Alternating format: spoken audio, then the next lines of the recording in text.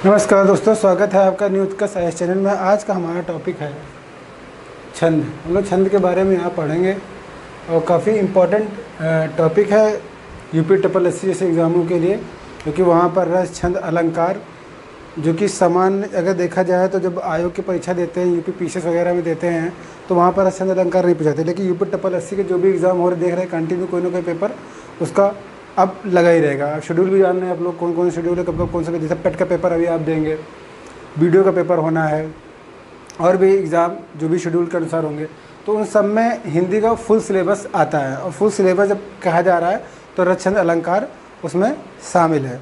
रस छंद अलंकार आता रहता है, संधि आ जाती है, अलंकार आ जाता है, समास आ जाता है। ये सब ऐसे टॉपिक होते हैं जो हर मतलब आयोग की परीक्षाओं में नहीं पूछे जाते हैं यूपी पीसीएस के, लेकिन यूपी ट्रिपल एससी की परीक्षाओं में पूछे जाते हैं, तो वहाँ पर आपको ये पढ़ना है। तो चलिए शुरू करते हैं। छंद। छंद बेसिकली क्या है, जैसे कि हम लोग दो चीज़ें देखते हैं, गद्य और पद्य।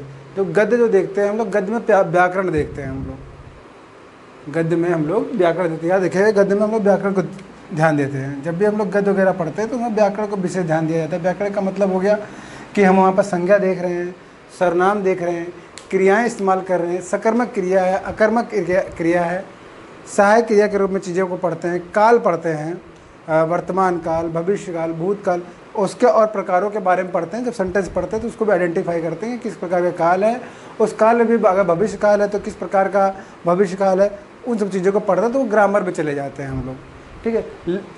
वो कैसे सेंटेंस होते हैं, वो गद्य वाले सेंटेंस होते हैं। लेकिन जो पद्य होते हैं वो पद्य जो होता है बेसिकली छंद होता है, उसमें हम लोग मात्राओं को ध्यान देते हैं और उसकी तुकबंदी होती है, उसकी लय होती है, उसकी अपनी गति होती है, उसमें सुनने में जो अच्छा लगे तो वो पद्य के अंतर्गत हम उसको रखते हैं। और जो पद्य होते हैं उसके छंद देखते हैं, छंद के नियमों को देखते हैं और उन्हीं नियमों के बारे में हम लोग यहाँ पर पढ़ने वाले हैं। तो देखते हैं यहाँ पर छंद क्या है, देख लेते हैं। मात्रा है और वर्ण है, दो चीज़ें हैं वो देखते हैं। तो मात्रा और वर्ण के आधार पर, वर्ण समझते ही हैं, अक्षर है, ठीक है। मात्रा और वर्ण आदि के विचार से होने वाले वाक्य रचना को छंद कहते हैं। छंद का दूसरा नाम क्या है, पिंगल। अब ये देखिए, सबसे ऊपर छंद तो आप लोग सुनते रहते हैं, लेकिन पिंगल हौसला दिमाग में ना हो तो जान लें कि छंद को पिंगल कहते हैं, पिंगल भी कहते हैं। और छंद जिस शास्त्र के अंतर्गत आता है उसे पिंगल शास्त्र कहते हैं। छंद शास्त्र कर लीजिए या पिंगल शास्त्र कह दीजिए। ऐसा पिंगल क्यों कह रहे हैं, क्यों पिंगल ऋषि थे, उन्होंने छंद शास्त्र के प्रणेता उनको कहा जाता है। तो छंद शास्त्र के प्रणेता होने के कारण छंद को हम लोग पिंगल भी कह देते हैं। तो याद रखेंगे, छंद संबंधित नियम क्या है, नियम के आधार पर हम लोग छंद की परिभाषा को तय करते हैं। याद रखेंगे, छंद की जो परिभाषा है वो नियम के आधार पर तय की जाती है। अगर उन नियमों को डिफाइन करते हैं तो छंद की परिभाषा ऑटोमेटिकली डिफाइन हो जाती है। जैसे तुक, मात्रा, लय होती है, विराम आता है, वर्ण आता है, बहुत सामान्य सी शब्दावलियाँ हैं ये, और इसको पढ़ते हैं आप उसका अर्थ आसानी से निकाल सकते हैं। तुक कह रहे हैं तो तुकबंदी होती है, एक कोई चरण चल रहा है, दूसरा कोई चरण आया तो उसका जो अंतिम देखेंगे तो वो उसमें लय देखने को मिलता है, मतलब प्रोनाउंसिएशन एक जैसा लगता है, ठीक है। वो लय तो हो गया। मात्राएँ होती हैं उसके अंदर, लय हम लोग पढ़ते हैं, विराम कहीं कहीं रुकते हैं फिर आगे बढ़ते हैं, तो वो एक टाइम पीरियड पे मतलब फिक्स इंटरवल पे वहाँ पर विराम देखने को मिलता है उन चरणों पर। तो वो एक सुनने में पढ़ने में अच्छा लगता है। वर्ण होते हैं उसके अंदर। तो अगर इन सभी नियमों को शामिल कर लिया जाए तो छंद की परिभाषा बन जाती है। अब आते हैं हम लोग छंद के अंगों के बारे में पढ़ लें और यहाँ से प्रश्न किस तरह से आ जाते हैं वो देखेंगे। पहला प्रश्न तो यही पूछ लिया जाएगा कि जो छंद के अंग हैं, छंद के अंग कितने होते हैं। पहला प्रश्न तो यही बन गया आपका, छंद के अंग कितने बने, तो आप कहेंगे 7 रंग है इंद्रधनुष। तो 7 क्या है, 7 अंग है, नियम नहीं। नियम तो अलग हो गए, नियम तो पूछेगा ही नहीं, आप बस जानिए कि कौन कौन से नियम होते हैं जिससे छंद की परिभाषा बनाई जाती है। तो छंद के अंग है 7। अब देखिए, जैसे वर्ण, मात्रा, यति, गति, पाद या चरण, तुक या गण, तो ये जो है अंग हैं। तो आप कहेंगे कितने अंग हैं, 7 अंग। 1 2 3 4 5 6 और 7 अंग है। वर्ण देखें, वर्ण तो हमेशा से हम लोग पढ़ते हैं, वर्ण हास्य और दीर्घ वर्ण। अब आ ई उ चंद्र बिंदु अगर शामिल कर लिए तो ये हमारे क्या हो गए आ ई उ चंद्र बिंदु, ये हमारे हाथों में आ जाते हैं। दीर्घ वर्ण में जाएँ तो बड़ा आ, बड़ी ई, उ, ए। देखिए ये मैं आपको पहले भी वर्णमाला में बता चुका हूँ। ओ और औ इसको एक साथ पढ़ें। अनुस्वार और विसर्ग ये सभी के सभी आते दीर्घ के अंदर। तो दीर्घ वर्ण। लघु वर्ण, हास्य वर्ण जो होते हैं उसे लघु वर्ण भी कहा जाता है। दीर्घ वर्ण जो होता है उसे गुरु वर्ण कहा जाता है। याद रखिएगा, लघु वर्ण मतलब हास्य वर्ण, गुरु वर्ण यानी दीर्घ वर्ण। लघु वर्ण की एक मात्रा गिनी जाती है, मतलब एक ऐसे डंडा खींच दिया तो एक मात्रा होगी। गुरु वर्ण को 2 मात्रा से गिना जाता है। इसको इस तरह से एस बना दे तो हम इसे 2 मात्रा कह पाएंगे। अब यहाँ पर देखें मात्रा, अब वही चीज़, मात्रा केवल स्वर ही होती है। देखेंगे स्वर ही मात्रा, मतलब इस स्वर को हम शामिल कर लें तो उसी वो मात्रा ही वो क्या है, वो मात्रा कहलाएगी। लघु मात्रा का चिन्ह ऐसा होता है और दीर्घ मात्रा का चिन्ह ऐसा होता है, जैसा मैंने आपको बताया।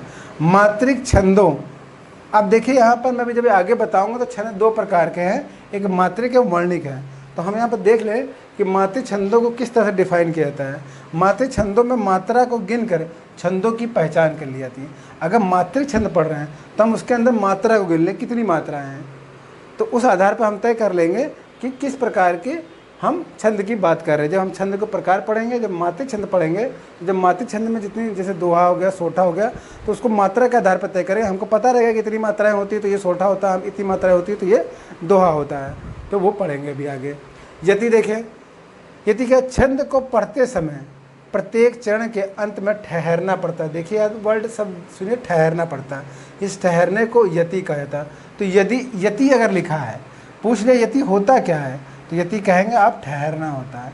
पद जब पढ़ रहे हैं तो जहाँ भी हम ठहरेंगे पढ़ते वक्त हल्का सा जहाँ ठहराव आएगा वहाँ पर यति होगी, तो उसे यति कहेंगे। गति क्या है, कविता के कण मधुर प्रवाह को, मतलब समझ लीजिए रुके ही ना, हम कंटिन्यू पढ़ रहे हैं, वो एक लय बनी हुई है, एक गति बनी हुई है, तो वो मतलब कहीं भी ठहरना नहीं है।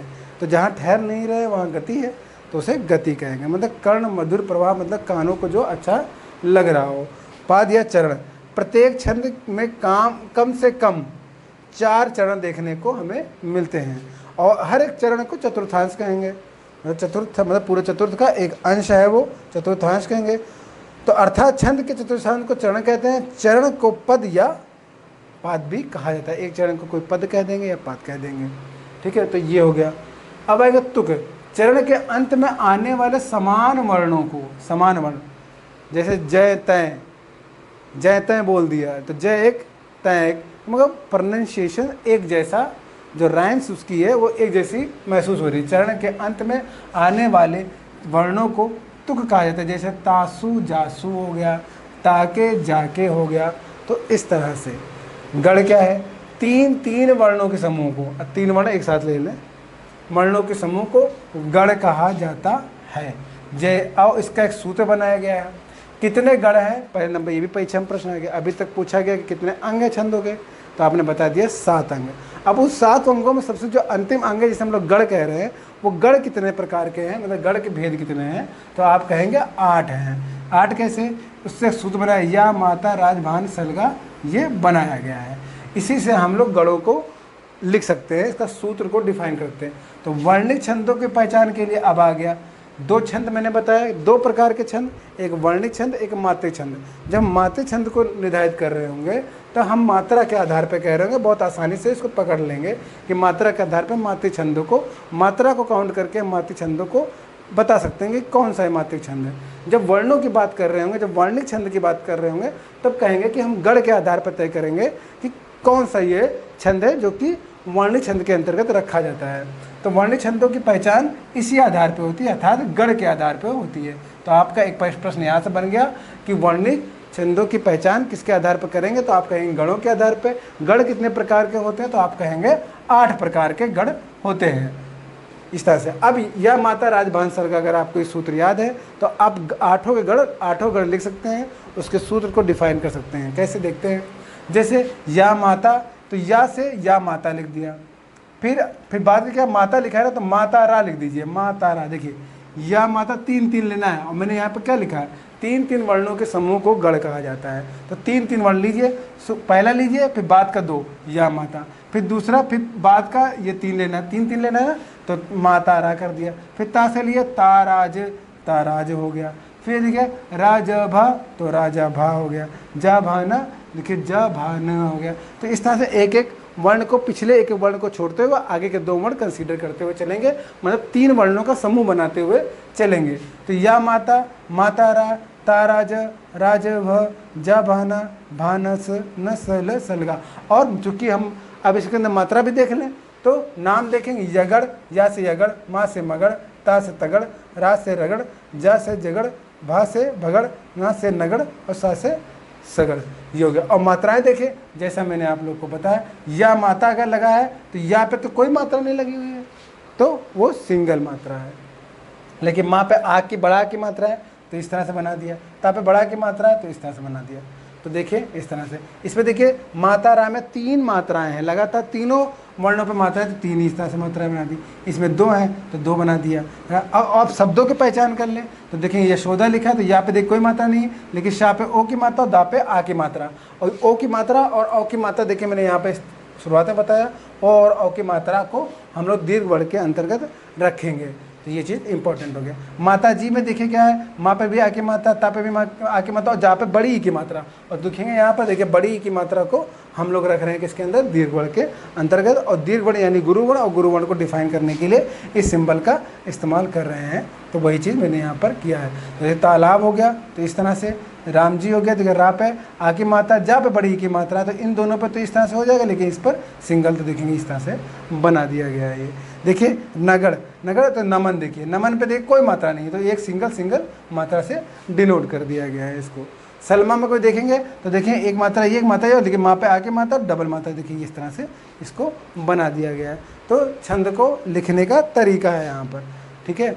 तो छंद 2 प्रकार के, मैं फिर बता दूँ, छंद 2 प्रकार के बेसिकली होते हैं, मात्रिक और वर्णिक छंद।